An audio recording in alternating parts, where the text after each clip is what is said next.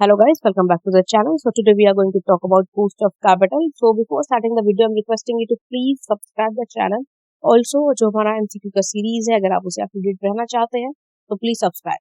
So let's start. तो देखो cost of capital होता क्या है? Cost of obtaining funds through different sources in order to finance an investment.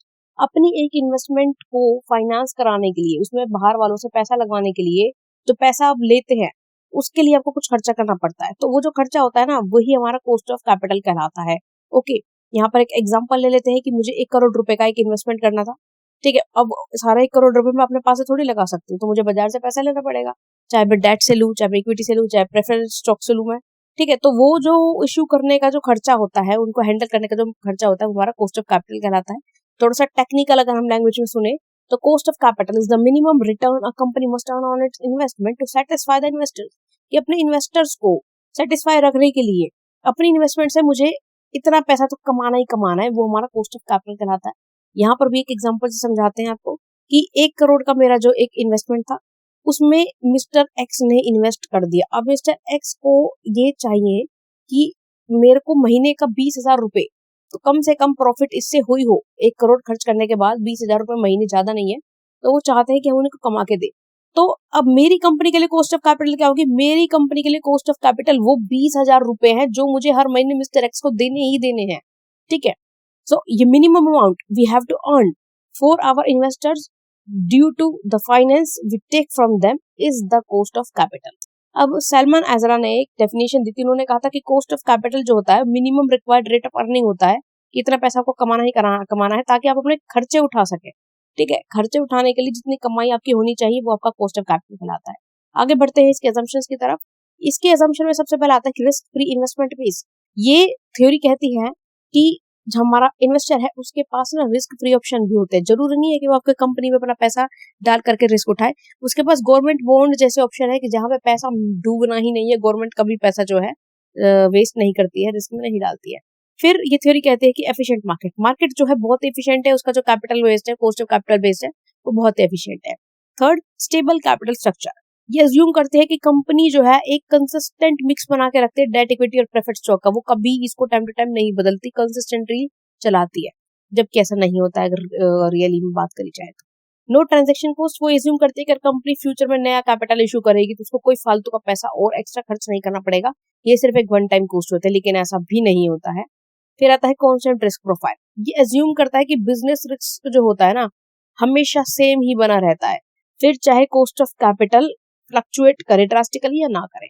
Okay, अब हम बात करते हैं कॉस्ट ऑफ कैपिटल के कंपोनेंट्स के बारे में. तो कॉस्ट ऑफ कैपिटल का कंपोनेंट क्या आता है? सबसे पहले आता है cost of debt. Cost of debt होती है कि अगर हम अपने फंड्स को लोन्स या बॉन्ड के थ्रू बोरो करते हैं, जो पैसा हमें चाहिए वो हम लोन या बॉन्ड से लेते हैं, तो कॉस्ट ऑफ डेट क्रिएट होती है. और कॉस्ट ऑफ डेट जो होती है आफ्टर टैक्स कैलकुलेट की जाती है. क्यों? क्योंकि इंटरेस्ट पेमेंट जो होती है यहाँ पर टैक्स के लिए डिडक्टेबल होती है. इसका फॉर्मूला क्या होता है? KD equals to interest expenses multiply by subtraction of 1 minus tax rate divided by net proceeds from debt. ठीक है, एक एग्जांपल ले लेते हैं. अगर एक कंपनी ने बॉन्ड्स इशू करे 10% इंटरेस्ट रेट पे और कॉर्पोरेट टैक्स रेट है 30%, द आफ्टर टैक्स कॉस्ट क्या होगी? 10% multiply by 1 minus 0.30 equals to 7%. Okay, फिर आता है cost of equity. Cost of equity होता है जो हमारे इन्वेस्टर्स डिविडेंड हमसे मांगते हैं अपना पैसा लगाने के बदले में, वो कॉस्ट ऑफ इक्विटी कहलाता है. इसको हम CAPM capital asset pricing model से कैलकुलेट करते हैं. कॉस्ट ऑफ इक्विटी का फॉर्मूला क्या होता है? RF रिस्क फ्री रेट, जो कि हमारा गवर्नमेंट का रिटर्न होता है, प्लस में कंपनीज बीटा स्टॉक की volatility, subtraction of multiply by subtraction of market return minus risk free rate. ठीक है, एक एग्जांपल ले लेते हैं, उसे समझ में आ जाएगा कि रिस्क फ्री रेट 4% चल रहा है, मार्केट की रिटर्न 10% है और कंपनी का बीटा है 1.2. तो फॉर्मूला क्या बनेगा? रिस्क फ्री रेट 4% प्लस में 1.2 बीटा मल्टीप्लाई बाय 10 माइनस 4%, जो कि हमारा मार्केट रिटर्न और रिस्क फ्री रिटर्न के रेट का सब्ट्रैक्शन था, तो हमारा आ गया 11.2%. फिर हम बात करते हैं कॉस्ट ऑफ प्रेफर्ड स्टॉक की. प्रेफर्ड स्टॉक वो होते हैं जो कि डिविडेंड प्रेफरेंस शेयर होल्डर्स को देना पड़ता है. ठीक है, इसका क्या फॉर्मूला होता है? Dividend per share divided by market price पर शेयर. ये हमारा प्राइस अप्रोच का फॉर्मूला है. एग्जांपल, प्रेफर्ड स्टॉक $5 का डिविडेंड पे करता है पर शेयर, उसका मार्केट प्राइस है $50. तो हमारा फॉर्मूले में पुट करेंगे तो फॉर्मूला का हमारा जो कॉस्ट आ जाता है वो जाता है 10%. फिर आता है हमारा weighted average cost of capital, which is the most important part of our whole capital structure cost calculation methods. तो WACC का फॉर्मूला होता है, कॉम्प्लिकेटेड है इसलिए आराम से सुना. Market value of equity E divided by total market value of capital V multiplied by cost of equity KE brackets close plus में market value of debt D divided by total market value of capital V multiplied by cost of debt multiplied by subtraction of brackets 1 minus tax rate brackets close plus में P market value of preferred stock divided by total market value of capital multiplied by cost of preference. Okay.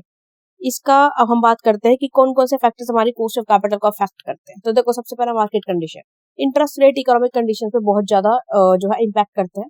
अगर आपकी market conditions recession वाली है तो आपका जो interest rate है वो कम मिलेगा, लेकिन इन्फ्लेशन वाली तो आपको इंटरेस्ट रेट ज्यादा मिल सकता है. और भी बहुत सारे, अगर वॉर का टाइम चल रहा है तो आपका इंटरेस्ट रेट ज्यादा होगा. कंपनी का रिस्क प्रोफाइल कैसा है. रिस्कियर फर्म्स को जो कॉस्ट ऑफ इक्विटी और कॉस्ट ऑफ डेट होता है वो बहुत ज्यादा हाई भरना पड़ता है, क्योंकि उनकी कंपनी का रिस्क प्रोफाइल अच्छा नहीं होता. ओके, हैवी रिस्क होता है उनमें इन्वेस्टमेंट में. कैपिटल स्ट्रक्चर, अगर आपका डेट इक्विटी का जो मिक्स है वो भी बहुत ज्यादा अपने डब्ल्यूसी को अफेक्ट करता है. सो इसलिए आपको ऑप्टिमम कैपिटल स्ट्रक्चर चूज करना है जहां पर आपका जो कॉस्ट है वो कम से कम आए.